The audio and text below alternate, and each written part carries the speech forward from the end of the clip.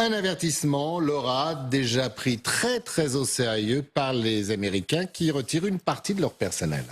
Une partie de leur personnel au Moyen-Orient. En effet, c'est Donald Trump qui a confirmé cette information hier, répondant à la question d'une journaliste alors qu'il se rendait à une représentation des Misérables à Washington.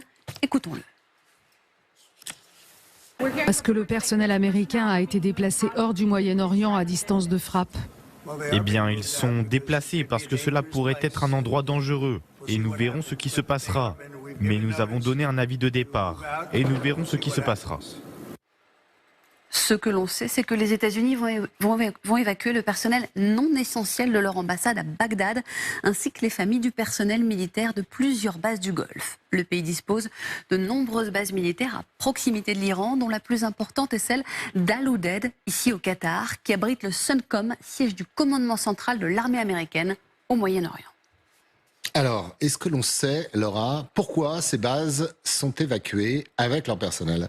Les États-Unis et l'Iran sont actuellement, Christophe, en négociation pour obtenir un nouvel accord sur le programme nucléaire iranien. Depuis avril, 5 cycles de discussions ont déjà eu lieu sous la médiation d'Oman.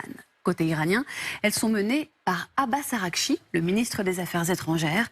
Côté américain, par Steve Witkoff, l'émissaire spécial du président Trump. Mais ces discussions semblent s'être envenimées car l'Iran aurait reçu des États-Unis une proposition jugée contraire à ses intérêts. Si un conflit nous est imposé, l'autre camp subira plus de pertes que nous, a déclaré hier le ministre iranien de la Défense, Aziz Nazizradeh. Je le cite, « Dans ce cas, les États-Unis devront quitter la région. Toutes leurs bases sont à notre portée. Nous y avons accès et nous n'hésiterons pas à les viser. » De son côté, dès lundi, Donald Trump s'était déclaré moins confiant de parvenir à un accord, accusant l'Iran de tergiverser. Et pourtant ce matin, dernière information, Oman a bien confirmé qu'un 6e cycle de négociations se tiendra dimanche à Mascate, entre l'Iran et les États-Unis.